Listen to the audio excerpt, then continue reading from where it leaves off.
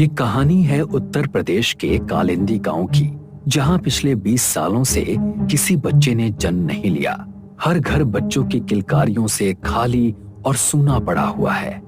कोई नहीं जानता कि इसके पीछे का राज क्या है, कोई श्राप है या कोई छुपा हुआ रहस्य। कुछ औरतें एक साथ बरगद के पेड़ के नीचे बैठी हैं और बातें कर रही हैं। क्या हमारा गांव हमेशा के लिए सूना रह जाएगा? मेरी शादी को 18 साल हो गए, लेकिन गोद अब तक खाली है। मैंने हर मंदिर में मन्नत मांगी, हर व्रत रखा, फिर भी मेरी गोद खाली है। क्या हमारा नसीब ऐसा ही है? मेरी सास कहती थी कि पहले ये गांव हंसता था, अब कुछ दिनों बाद इसकी सिसकियां सुनने वाला भी कोई नहीं बचेगा। अगर तुम लोग एक उपाय करो तो ये गांव फिर से हंसेगा। हमें छठ पूजा करनी होगी। छठी मैया की पूजा में चमत्कार है। मेरी ननद ने बताया, उनके गांव में एक औरत ने छठ व्रत किया और उसे बच्चा हुआ। छठ पूजा आने वाली है, अगर हम सब मिलकर करें तो शायद मैया हमारी सुन ले। ठीक है, हम लोग छठ पूजा करेंगे। अगर छठी मैया हमारी गोद भर दे तो ये गांव फिर से हंसेगा। तो फिर घाट बनाने की तैयारी शुरू करो। गांव के कुछ लड़के घाट बनाने के लिए तालाब के किनारे पहुंचते हैं। कुछ लड़के घाट बना रहे हैं तो कुछ साफ सफाई कर रहे हैं। घाट तैयार करते करते शाम हो जाती है, सूरज डूबने वाला होता है। तभी कोई झाड़ियों में छुपकर एक नींबू उनकी तरफ फेंकता है। ये नींबू यहाँ कहाँ से आया और इसके ऊपर काला काजल लगा हुआ है। प्रकाश अपने हाथों से उस नींबू को उठाता है। जैसे ही वो नींबू हाथ में लेता है, वो कांपने लगता है और वहां एक धुंधली आकृति प्रकट हो जाती है और उसे उठाकर ले जाती है। बचाओ, बचाओ! प्रकाश को गायब होता देख बाकी लड़के अपने घरों की ओर भागते हैं। गांव के सारे लोग तांत्रिक जी के घर पहुंचते हैं। तांत्रिक के साथ गांव का प्रधान पहले से ही बैठा है। विमला उन्हें सारी बात बताती है।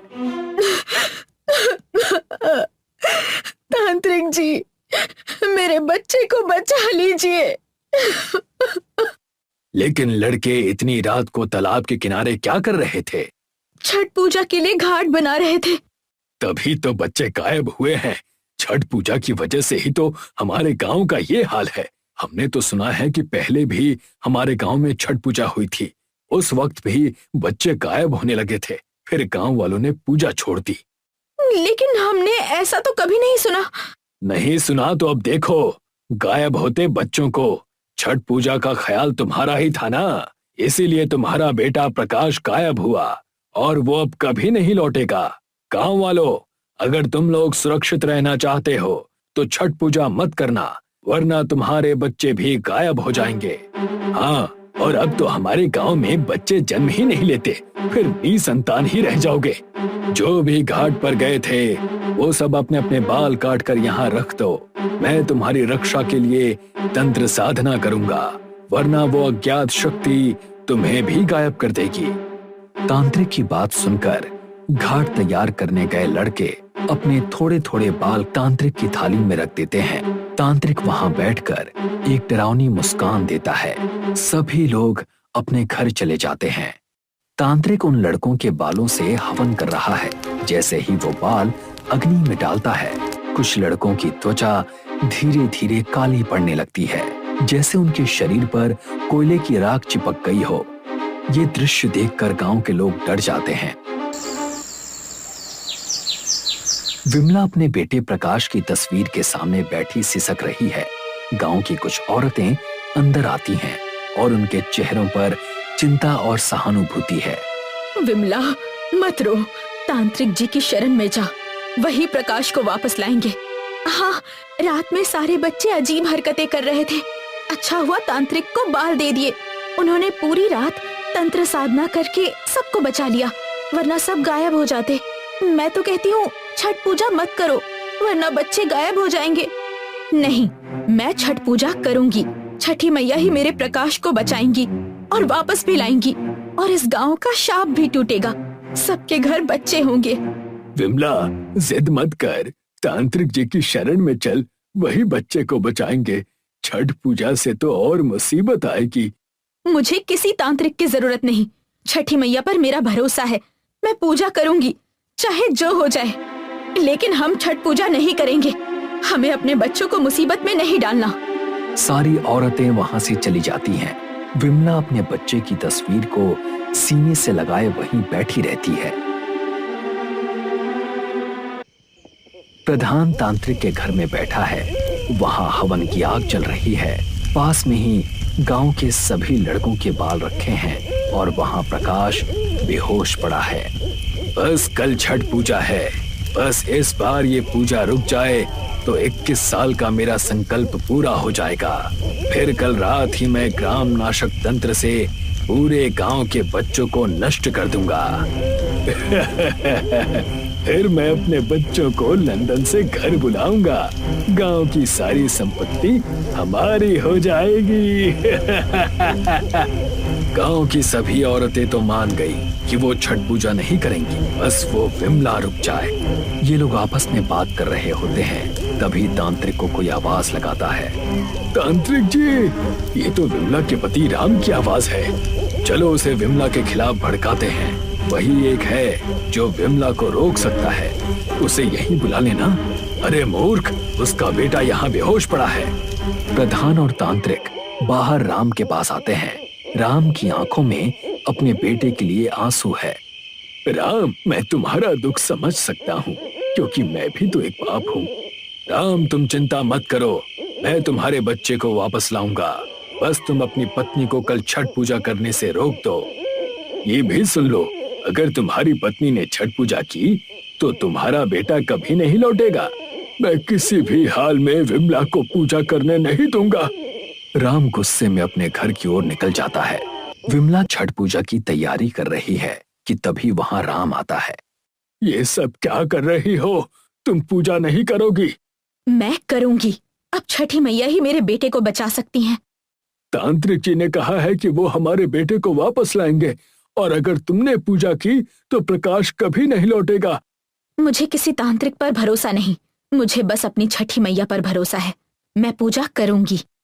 मैं भी देखता हूँ कि तुम कैसे पूजा करती हो। राम अपनी पत्नी को कमरे में बंद कर देता है। मैं तुम्हें तालाब पर जाने ही नहीं दूंगा, तो तुम पूजा कैसे करोगी? राम और विमला की इस लड़ाई को तांत्रिक और प्रधान छुपकर देख रहे होते हैं। जैसे ही राम विमला को कमरे में बंद करता है, तांत्रिक और प्रधान एक दूसरे को देखकर मुस्कुराते हैं और वहां से निकल जाते हैं। आज छठ का दिन है। राम ने विमला को कमरे में बंद कर दिया है और खुद दरवाजे पर खड़ा होकर पहरा दे रहा है। राम खिड़की से झांकता है तो देखता है कि विमला पूजा के लिए पकवान बना रही है और अर्घ देने की तैयारी कर रही है। ये सब व्यर्थ में क्यों कर रही हो विमला? जिद मत करो, मैं तुम्हें पूजा के लिए तालाब में नहीं जाने दूंगा। आप नहीं जाने देंगे तो कोई बात नहीं। अगर मेरी भक्ति में शक्ति होगी तो अर्घ्य लेने छठी मैया खुद आ जाएंगी। समय बीतता जाता है। धीरे धीरे शाम का समय हो जाता है। शाम का समय हो गया है। तांत्रिक और प्रधान दोनों बैठे हैं। सामने तांत्रिक अग्नि प्रज्वलित करते हैं और ग्राम नाशक तंत्र साधना शुरू करते हैं। उनके सामने विमला का बेटा प्रकाश बेहोश पड़ा है। ग्रामम नाशति रक्त पिप्सति काल रात्रि सन्नादति। शाम का वक्त हो गया है। डूबते सूरज को अर्घ्य देने का समय हो गया है। विमला अर्घ्य देने की तैयारी करती है। उसका पति राम दरवाजे पर खड़ा है। दरवाजा बंद है। हे छठी मैया, अगर मेरी भक्ति सच्ची है तो मेरा अर्घ्य स्वीकार करने आइए। मैं खुद आपके पास नहीं आ सकती। छठी मैया का प्रकोप जाग उठा। गांव की हवाएं सिसकने लगी, जैसे कोई प्रलय आने वाला हो। हवा की गर्जना बढ़ जाती है। पेड़ों की डालियां टूटने लगती हैं। तभी एक भारी शाखा राम के सिर पर गिरती है। राम बेहोश होकर जमीन पर गिर पड़ता है। हवा का जोर इतना तेज होता है कि बंद दरवाजा जोर जोर से हिलने लगता है और दरवाजा खुल जाता है। विमला अंदर से चौंक कर बाहर की ओर देखती है। छठी मैया, आपने मेरा रास्ता खोल दिया। मैं खुद तालाब में खड़ी होकर आपको अर्घ्य दूंगी। विमला अर्घ्य देने का सारा सामान अपने सिर पर उठाती है और तालाब की ओर चल देती है। वो तालाब पहुंचती है। तांत्रिक उसके बेटे को बलि देने के लिए सामने रखता है। और तलवार उठाता है। तभी विमला अर्घ लेकर तालाब में प्रवेश करती है और सूर्य देव को अर्घ देती है। जैसे ही विमला सूर्य देव को अर्घ देती है, तांत्रिक के हाथ से तलवार नीचे गिर जाती है और हवन कुंड के आग से लपटें निकलती हैं और तांत्रिक और प्रधान के शरीर में आग लग जाती है। बचाओ, कोई बचाओ, अरे कोई बचाओ। गांव के सभी लोग तांत्रिक के घर आते हैं तो देखते हैं कि प्रकाश वहीं बेहोश पड़ा है और तांत्रिक और प्रधान आग में जल रहे हैं। बचाओ, बचाओ, कोई मुझे बचाओ। पहले ये बताओ कि प्रकाश यहाँ क्या कर रहा है, सच बोलो। मैंने ही गायब किया था प्रकाश को, लेकिन मेरी गलती नहीं है।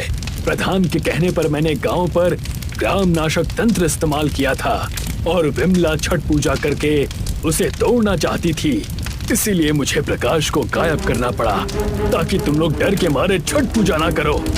छोड़ दो, इन लोगों को जलने दो, कोई बचाना मत। देखो, हमारे बच्चों के बाल वो हैं, उन पर भी तंत्र साधना की थी इसने, तभी वो अजीब हरकतें कर रहे थे। गांव के लोग तांत्रिक और प्रधान को नहीं बचाते, वो जलकर मर जाते हैं। जैसे ही विमला सूर्य देव को अर्घ देती है, उसका बेटा प्रकाश होश में आ जाता है और वो तांत्रिक के घर से भागता हुआ तालाब के पास पहुंचता है। गांव के लोग भी प्रकाश के पीछे पीछे तालाब के पास पहुंचते हैं और वो सब देखते हैं कि विमला छठ पूजा कर रही है। विमला, धन्य हो तुम। छठ पूजा करके तुमने अपने बच्चे को बचा लिया। मैंने तो पहले ही कहा था, छठी माता मेरे बच्चे को जरूर बचाएंगी। अब हम लोग भी छठ पूजा मनाएंगे। गांव के सभी लोग हर्षोल्लास के साथ छठ पूजा करते हैं और गांव पर तंत्र का प्रभाव खत्म हो जाता है और सबके घरों में फिर से किलकारियां गूंजने लगती हैं। गांव में खुशियां लौट आई हैं।